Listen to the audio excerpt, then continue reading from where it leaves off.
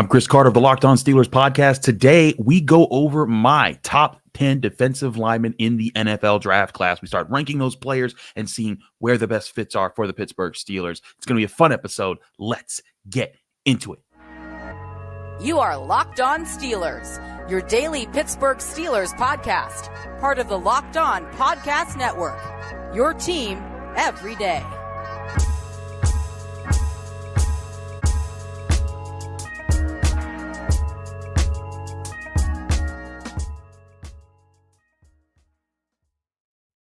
Hello and welcome to the Locked On Steelers podcast. I'm your host, Chris Carter, bringing you your daily dose of all things on the Pittsburgh Steelers. As always, you can find the show on your favorite podcasting apps and on YouTube. Like this video if you enjoyed. Subscribe to this channel to get all of your daily Monday through Friday episodes, as well as our bonus content. We thank you for making us your first listen every day because we're your team every day. And today's episode is brought to you by Game Time. Game Time, the app that you need to download right now to get the best tickets to all the major events out there. Download the Game Time app, create an account, and use code LOCKEDONNFL for $20 off your first purchase. More on them later. All right, Steelers fans, it's Wednesday. We got a lot going on. We're going to be breaking things down, but I wanted to talk to you all about what's going on with some of our projections right now. Now, I'm rolling this out, the defensive lineman out first, not because I think this is the top position of importance, but because of some of the top 30 visits the Steelers have wheeled in this week. And I've been accumulating my top 10 lists of all the different positions and putting together my top 100 big board. We're getting closer to that. I think I think by the end of this week, I'll be very close to having that the top 100 put together.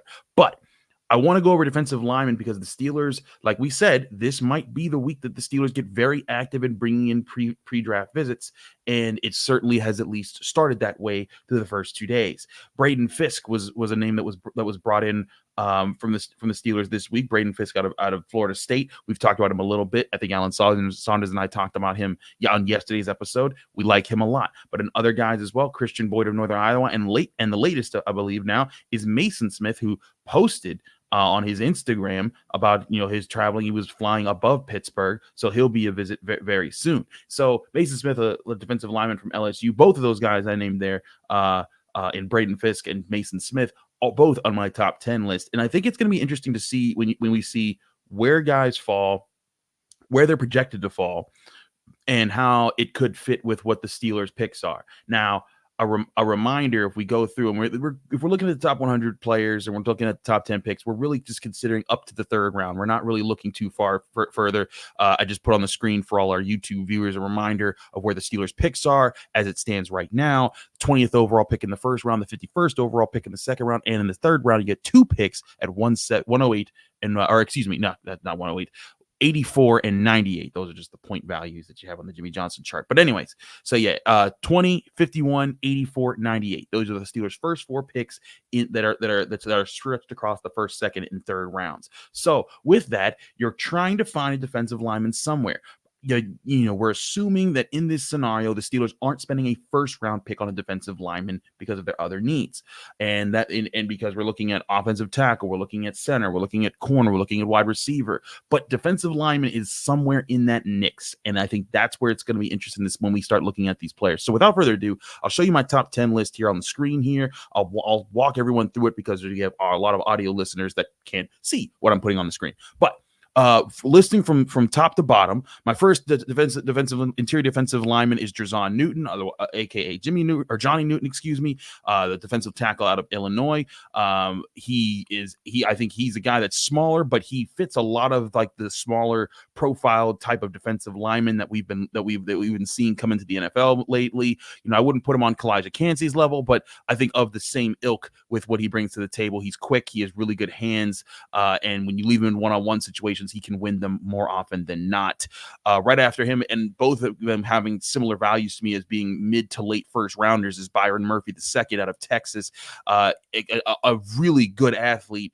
He just explodes off the ball, stays low, and is just a load to handle because of the force that he generates when you see him getting off the ball. But like Jerzon Newton, he's on the smaller end. So if you're going up against really massive offensive linemen and they get their hands on him, that's a problem. Also, when it comes to double teams, not the best there for either of them. Then with my next defensive lineman, this one's a little tricky and a little different because it's Darius Robinson of Missouri. And if you pay attention to mock drafts, to people that talk about the draft process, there are a lot of people who have him listed as an edge because he's 6'5" and he has played out there. But Darius Robinson, when I talk to other people that look at him, if the Steelers are looking at him, they could make him a 3-4 defensive end because of his size and his athleticism. He is very strong. He can play at the point of attack. He's technical with his moves, as well as versatile. And I don't think that he would run into the problem that DeMarvin Leal has ran into, where coming out of into his draft, a lot of people were questioning DeMarvin Leal's play strength at the point of attack. And that's not a problem for Darius Robinson. Now, he doesn't have as many counters because I think he relies on his strength a lot, but still, it's a very good position to be. And if the Steelers were to get him, he'd be a very late first or an early second. That's where he fits there. Then after him, at my fourth best interior defensive lineman is Braden Fiske. Some people disagree with me on him, but I think this guy is well sized. He is explosive. He is aggressive. He is violent. I love a lot of the things about him. He tested great at the combine. I watched him at Florida State. I saw him in person over his career, and I really like what he brings to the table. Now, there's times where he can kind of, in his aggressiveness, he can kind of overplay it, or he can come out, and if he gets caught in one of his moves, he doesn't get out of it really, really well. But I like what he brings to the table. I think he's extremely coachable and would be someone the Steelers would love to have. Ruke Orhorhoro is my fifth best defensive lineman. He's out of Clemson. He tested even better than Braden Fiske. I just like Braden Fiske's aggression a little bit better. But Orhorhoro out of Clemson, very explosive, really, really good athlete. But I think the biggest thing that holds him back, that doesn't hold Fiske back, is that he's a little bit less technical, and you can see him kind of rely too much on that explosiveness. But hey, that's something that can develop over time, and be coached up. And I think both are second round picks. I think Braden Fiske, at where he's at right now, I expect him to go in the early part of the second round. Orhorhoro could go early second round, but I think he goes from anywhere from early to mid, at worst late second round. Then after Orhorhoro is Kris Jenkins out of Michigan. Like him because he has good strength, and I like the tape I see. He doesn't give up on plays. He can really get after things with a high motor. I don't think that he's a polished pass rusher, but I also think that there's potential for that. So that's kind of, I have him rated a little bit lower, but he's another second round guy in my opinion. Then the last of the guys who I think are like, at least I'm almost assured that they are second round guys, or Devondre Sweat, the bigger defensive tackle out of Texas. He's huge. He's just a massive player. Like, when you look at his size, and when he comes off the ball, he's very tough because he has huge size. He knows how to use his size, and he can be a real big problem. But the problem is, with his size, he's not the greatest athlete. If you look at his relative athletic score that I have on the screen here, it's a 4.2. It's going to be the worst of all the guys that are in the top level, and that is a red flag.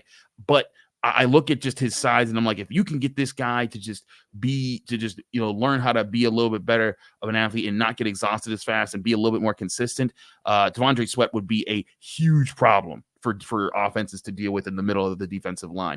Then after him is when we start getting to the guys that I think could flex either into the second or the third round. Brandon Dorlus out of Oregon. He's a quicker, longer guy. He's more like a DeMarvin Leal. He's not as strong at the point of attack, and he does flip between inside and outside a lot more. And for that reason, I grade him as a second or third round guy because of where everyone else is going to get him.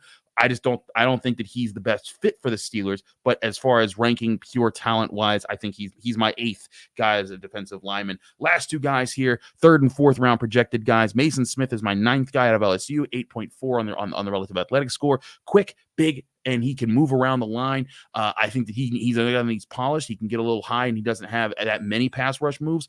But Maason Smith, the guy, and again, they brought him in. They also sent Carl Dunbar to see him at his pro day. I think that he would be, his size is a big asset, and he knows how to use his size, and he's quick. He doesn't just rely on it. He tries to beat you off the ball, and that could be a great value pick there in the third or the fourth round. And then the last guy here in the top 10, I got Michael Hall Jr. out of Ohio State. Great motor, tested amazing, 9.56 relative athletic score.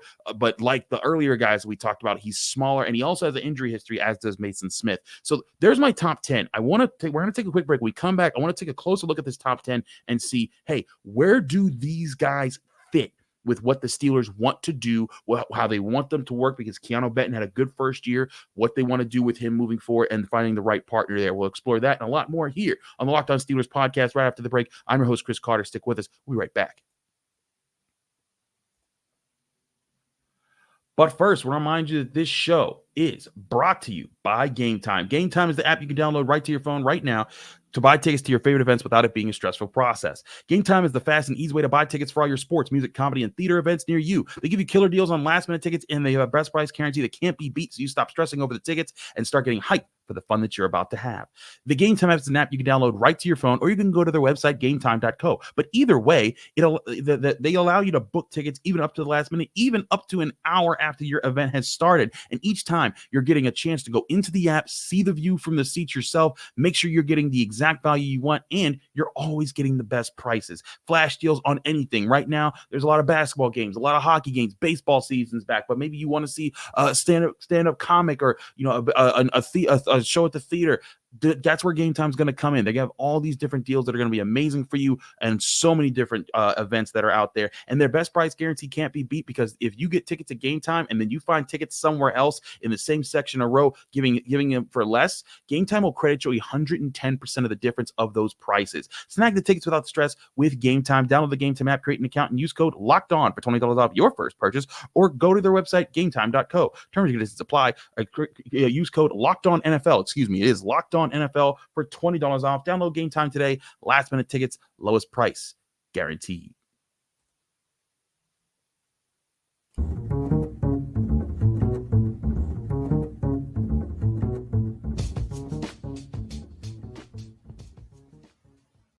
Back here on the Locked On Steelers podcast, I'm your host, Kris Carter. We continue our show here talking about the defensive line class the Steelers are looking at here, and especially if they go early. Now, a reminder, our top 10, Jer'Zhan Newton, Byron Murphy, Darius Robinson, Braden Fiske, Ruke, Orhorhoro, Kris Jenkins, Tavondre Sweat, Brandon Dorless, Maason Smith, and Michael Hall Jr. Now, again, if you talk to different people, some people will definitely put Darius Robinson just in the edge category, but I personally talked to Darius Robinson, and he said he's very open to playing interior defensive line because he sees how that group also gets paid. Granted, edge rushers get paid more in a lot of senses, but if he could be a dominant guy at 6'5" in the interior part, he knows that that's a position where, look at what Chris Jones is getting paid. Look what Aaron Donald got paid. If he can be, a top tier guy at that level too, he is open to that. And so myself, Ray Fittipaldo at the Post-Gazette, we'll be doing a show for the Wednesday North Shore Drive podcast of the Post-Gazette. Go check that out. If you enjoy this show, you'll enjoy that show as well.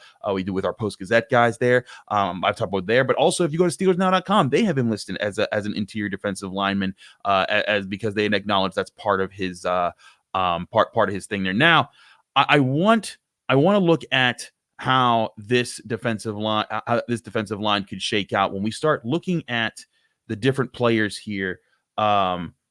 And where the best fits are. I really think that if the Steelers are going to take a defensive lineman, it is not going to be in the first round. Jer'Zhan Newton, Byron Murphy, I'm honestly scratching those guys out because I just look at the value that corner could be there, that offensive tackle could be there. And personally, I think that all the major offensive tackles and the major corners we've been talking about, I really think that the Steelers are kind of past that. When you look at what the I think those guys are a little bit more valuable when you can start comparing it to the to these defensive tackles. And again, these guys I think are good value for the first round, but I just look at what that could be, and I think that's the Steelers would be better off just going with those other positions. But with that being said, that's where it starts to get interesting in the second and third rounds, and this is also why.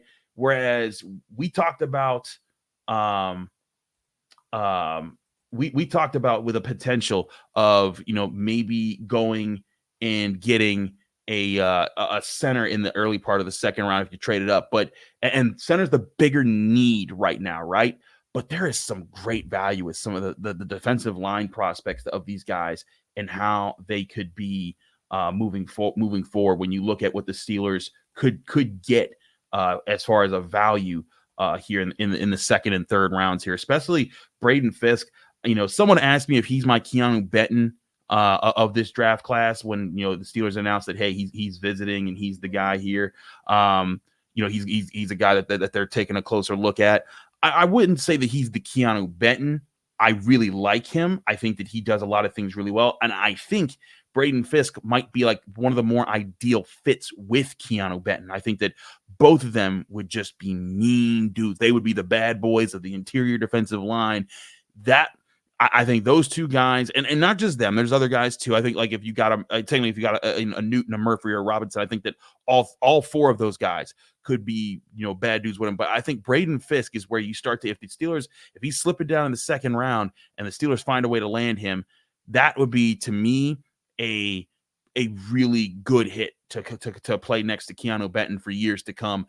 And it would put to rest the worries that I think that the Steelers legitimately have over their over the future of their defensive line with, Cam Heyward up there in age, and then also Larry Ogunjobi not playing up to what they're paying him. That's where I think that the Steelers are in a situation there that they could use a player like that. But again, he's not the only one here. I like a lot of these guys. Ruke Orhorhoro out of Clemson.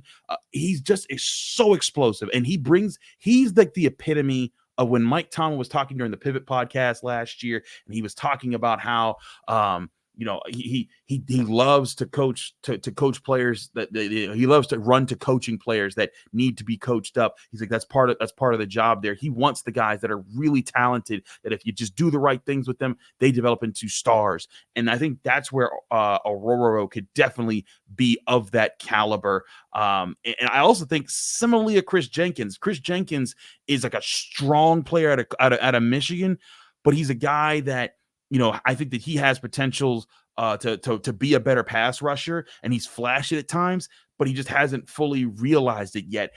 If y'all remember, that's a lot of what was said about TJ Watt. There's potential there, but they just can't get there. I'm not saying he's the TJ Watt in the making. Do not put those words in my mouth. But I am saying that I do think that there is potential there. And our guy, John Ledyard, who used to actually host this podcast way back in the day, he was putting some tape out there that I thought was, part of what I was seeing about Kris Jenkins, being like, hey, that dude, there's some extra gear to that guy. So I think that either of those guys would really work. T'Vondre Sweat is a very interesting case because, like, I really like the idea of him just put him over the center every single play, and he will just eat two linemen every single play that he's out there. And some of those plays, he eats two linemen, he'll also blow them back into the quarterback or into the backfield and be destructive. But because of his size and his lack of athleticism, he had, again, a 4.2 relative athletic score. I'd be concerned that he would kind of get schemed out by teams that are quicker and faster and want to just pass the ball.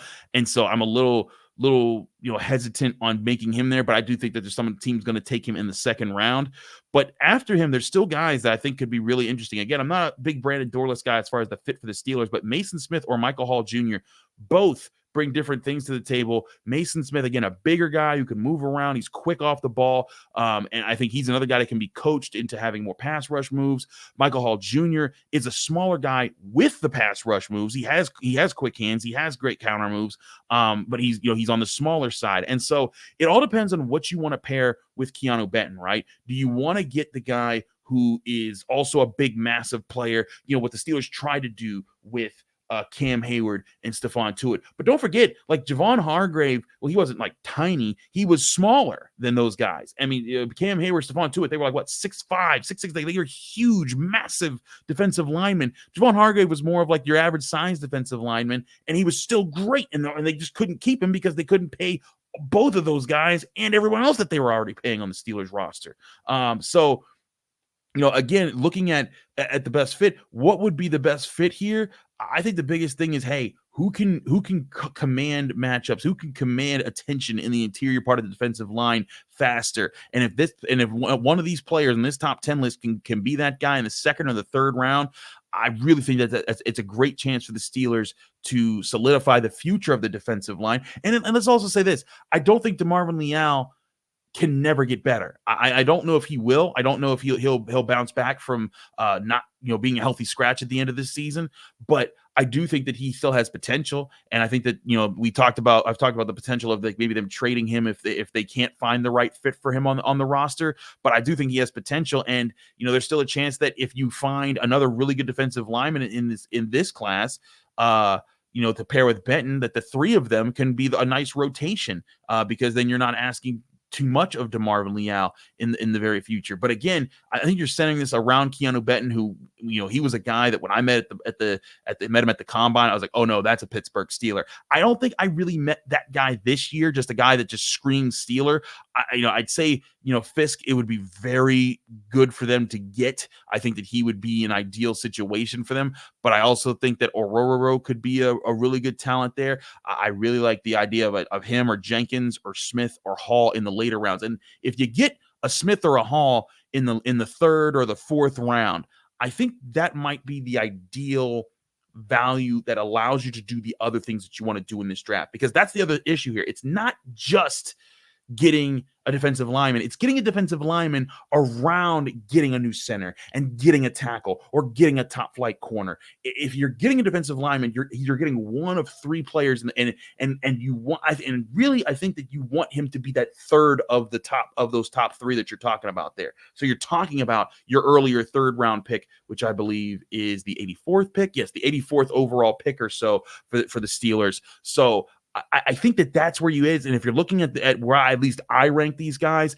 that's in the Maason Smith, Michael Hall Jr. territory, which I think both would be very interesting. I think Maason Smith would be a really nice addition to the team. There wouldn't be pressure on him to start right away. You could let him kind of grow into the position, kind of like Keanu Benton did. I think Benton needs to play a lot more this year. And I think that's another reason why you don't need to draft one so high this year, is that if you draft a guy high, great, but they don't need to start right now. You can start one of these guys. You can let these guys rest behind the starters and learn behind Benton and Ogunjobi and Heyward, and then eventually become that guy maybe next year, or 2 years from now, based off of whoever sticks around. But point being, I really think that the third and fourth round type of guys here at the bottom of this list are the ideal situations the Steelers could be looking at as far as the proper value at defensive line that allows you to still get a top flight tackle, a top flight center, or a top flight corner, two of those three in the first two picks of this draft class. When we come back, I want to talk about slot cornerback, because I think that there's some interesting answers to what could be a bigger problem if the Steelers don't address it moving forward. We'll talk about that more here on the Locked On Steelers podcast. I'm your host, Chris Carter. Stick with us. We'll be right back. But first, I want to remind you that this show is also brought to you by FanDuel Sportsbook, the #1 sportsbook in America. Right now, if you go to FanDuel.com/LockedOn, you can take advantage of a great deal they have going on, because right now, things are getting more exciting with all the action picking up. There's still the Final Fours of both the men's and women's college basketball tournaments. There's still baseball that just got going, and there's tons of ways to win there. There's still NBA, there's still NHL, and there's still many other ways. And right now, new customers at FanDuel Sportsbook can get $200 back in bonus bets if they just hit on their first $5 bet or more. That's $200 that you can use on point spreads, money lines, player props, and so much more when you go to FanDuel.com/locked on. So don't forget, FanDuel gives you action on both the tournaments, Major League Baseball, NBA, and NHL. Just visit FanDuel.com/locked on and make your first bet a big win. That's FanDuel.com/locked on for new customers to get $200 back in bonus bets if your first bet of $5 or more wins. And that's on FanDuel, America's #1 sportsbook.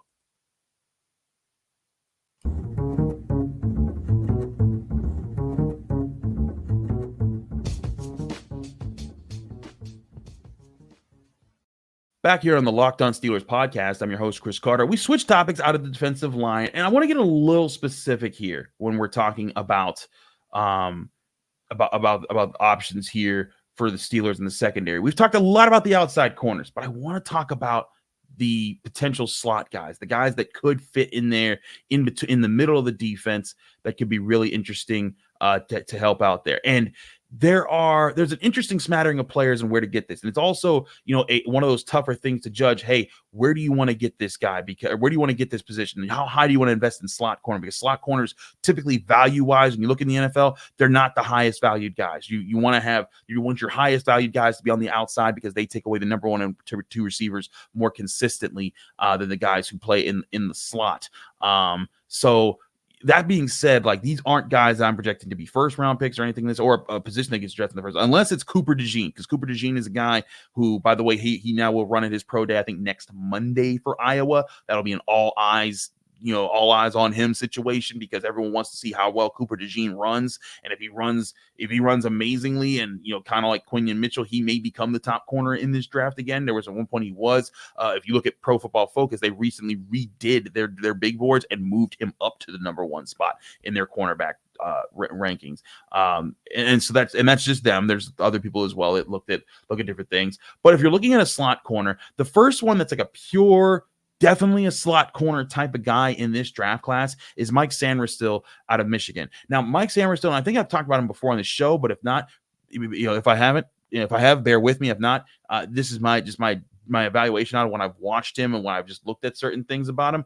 I think that he is a Mike Hilton who's better at covering further downfield. Because if you remember, I loved covering Mike Hilton. Mike was very technical. It's funny, they're both named Mike, but Mike Hilton was very technical for the Steelers. I remember his first training camp when I just was noticing this guy breaking up passes, making plays, and hitting guys. And he was just, every time he did it, he would look at Mike Tomlin and say, "I'm too small." And I'm like, let people know, hey, I'm that guy. And Mike Hilton just always had that dog in him. And you love that about him. And that's why he was so valuable to the Steelers. That's why he's so valuable to the Bengals right now. The one thing that you can say is like, hey, you know what? When he's covered a receiver that's running 30, 40 yards downfield, not as good there. I think, he gives up the deep ball a little bit more. But if he's playing zone, he can find ways to win certain situations because he's a very savvy corner. I think a lot of the similar things of Mike Sanderstill out of Michigan, but I think that he has the long game too. I think he can cover people further downfield. He's also a little bit big. He's 5'10", so he has a little bit better size, but he is physical. He can move around. He can do special teams. He can help in moving around the field. And one thing at Michigan that they did with him that I really liked was they were very versatile with where they lined him up. He played a lot like Cam Sutton. Cam Sutton's in trouble right now. That's another thing. But he was a lot like Cam Sutton at Tennessee, where they moved him all around the secondary in college. And I remember in 2017, it was when I was doing some of my first, draft evaluations. And I was like, that guy is versatile. He might not do it right away, but he will be a guy that lines up everywhere in the secondary if he develops the right way. And sure enough, that's who Cam Sutton was before he got shipped off to he went to free agency and then ended up signing with the Lions. And I think that's who Mike Sanderstill can be as well. And he has a little bit of nastiness to him. That's another reason that I like him for this position. But he's not the only one either. I think that there's potential for other guys to fit into this position. I think that there's one guy that I've talked about here, and also Alan brought him up on yesterday's show as well. I really like Tyke Smith, the safety out of Georgia, as being a potential slot option who can also help as a safety. That's the kind of work that I think that could be really good for him there, is that if he lines up in the slot, he can help against the run because he's physical, but he's so good at mirroring wide receivers in the slot. And I saw some good tape of him doing that. And I think that would be a great addition to the Steelers that allows, again, another safety. Well, Deshaun Elliott, we've talked about the new signing there. He's going to be the more traditional strong safety that helps in the box, a little bit more physical, helps against tight ends. He's going to be the guy that takes that role away from Minka Fitzpatrick having to worry about that. I still think you could use a legit slot covering safety. Demonte Casey is not that. I think he's a guy that can kind of float around a little bit. But if you can find a slot covering safety like like a Tyke Smith, that could be an option there to be like, hey, we're having a safety on the field who can help there, but he can help against the run, and he's going to cover against the slot and man-to-man or drop back into zone. Those are the type of guys you need there. But there's also other slot corners. Max Melton, who's the brother of Bo Melton. If you remember, Bo Melton went in the 7th round. He was a Senior Bowl standout last year. Went to the Packers. Did all right with them with Jordan Love. Well, now his brother is with Rutgers. He's a slot corner. And he's the guy who played outside a good bit, but I think the speculation is that he could jump into slot and be really good. But again, versatility, and he's like 6 foot-ish around that range, but that versatility is something that the Steelers would love to have in their secondary. Guys that can move around a bit, guys that can challenge different guys in different ways. Jerry Jones is another one out of Florida State. I know I keep bringing up Florida State guys. I think that he is another guy that can be physical. He can be like Sanders still. He can get after. I have him ranked lower than Sanders still on my list, but he's another guy that could be there. And again, slot corner is still very important, even though we talked about how the value isn't the same for outside corners. If you get a slot corner who can mirror guys and take away that receiver in the middle part of the field, and can also, kind of confused quarterbacks, because part of what makes slot corner special potentially is, when he's pressing a wide receiver, and he jams that guy off the line of scrimmage, but it's not man, and then he passes them off to a linebacker and then jumps to a different spot.